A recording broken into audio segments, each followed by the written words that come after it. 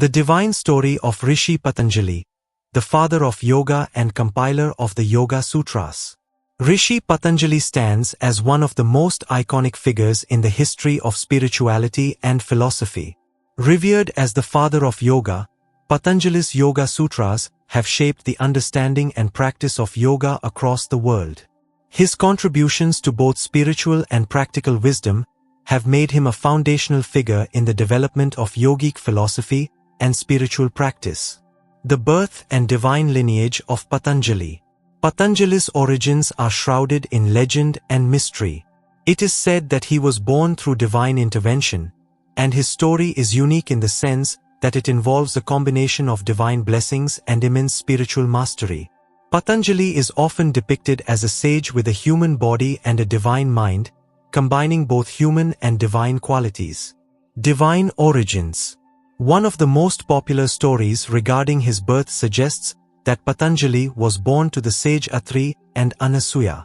He is often described as an incarnation of Adisesha, the divine serpent who supports Lord Vishnu, and this connection with the divine snake is also seen in his name, Patanjali, which is derived from the words Pata, fall, and Anjali, offering or prayer, symbolizing his descent from the heavens to guide humanity. Patanjali's contribution to yoga, the Yoga Sutras. Patanjali is most famously known for compiling the Yoga Sutras, a collection of 196 aphorisms, sutras, that form the core teachings of classical yoga. The Yoga Sutras offer a comprehensive system for mental, physical, and spiritual transformation. These sutras distill the essence of yogic practice, providing a clear pathway for those seeking to achieve spiritual awakening, mental clarity, and inner peace. The Yoga Sutras are divided into 4 chapters, or padas. 1. Samadhi Pada, the path of meditation. This chapter introduces the concept of samadhi, the ultimate goal of yoga, which is a state of perfect concentration and absorption where the mind is freed from distractions and the individual merges with the divine consciousness. It lays out the groundwork for meditation, emphasizing the necessity of cultivating an unwavering focus and mindfulness to reach higher states of spiritual awareness. 2. Sadhana Pada, the path of practice.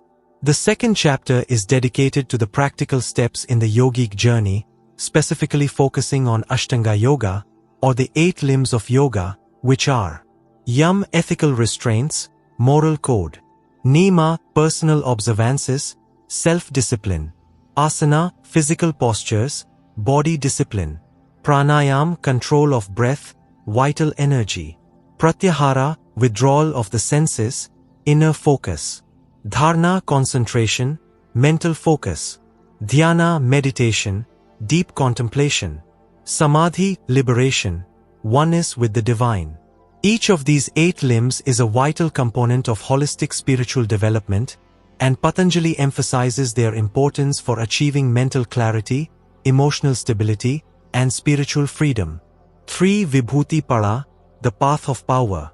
This chapter focuses on the psychic powers, called siddhis, that can manifest as a result of advanced yogic practices. However, Patanjali warns that these powers should not be the ultimate goal of yoga, but rather a natural byproduct of the true path to liberation. The key teachings here focus on the discipline required to avoid ego traps and remain focused on the ultimate aim of spiritual enlightenment. 4. Kaivalya Pada, the path of liberation. The final chapter of the Yoga Sutras discusses Kaivalya, or absolute liberation, which is the state of complete freedom and union with the divine. It elaborates on the nature of self-realization and the liberation of the soul from the cycle of birth and death, samsara. This state is achieved when the mind is free from the influence of Prakriti, the material world, and is fully immersed in Purusha, the true self or spirit. Patanjali's teachings on the mind and consciousness. Patanjali's teachings on the mind and consciousness are revolutionary and remain highly relevant in modern-day psychology and meditation practices. He recognized that the mind is often clouded by kleshas, mental afflictions, which prevent individuals from achieving true peace and spiritual realization. The kleshas are avidya, ignorance, the root cause of suffering, where individuals are unaware of their true nature.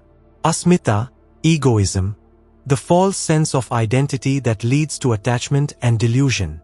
Raga, attachment, the craving for pleasure and material possessions. Dvesha, aversion, the desire to avoid pain and discomfort. Abhinivesha, fear of death, the instinctual fear of mortality and attachment to life.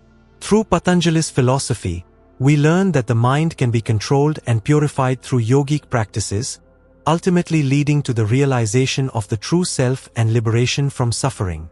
Patanjali and the integration of yoga into daily life. While Patanjali's teachings primarily focus on spiritual and mental discipline, they also emphasize practical applications that can be integrated into everyday life. By practicing self-discipline, meditation, and mindfulness, individuals can cultivate greater peace, clarity, and balance in their lives. The yoga philosophy presented in the Yoga Sutras is not just about physical postures, asanas, but a holistic approach to life that involves ethical conduct, mental clarity, and spiritual awakening. Patanjali's teachings encourage individuals to rise above the ego, transcend worldly attachments, and focus on their inner growth. Legacy and influence of Patanjali. Rishi Patanjali's impact on the world cannot be overstated. He is not only revered as the compiler of the Yoga Sutras, but also as a spiritual and philosophical leader who shaped the course of spiritual development across the centuries.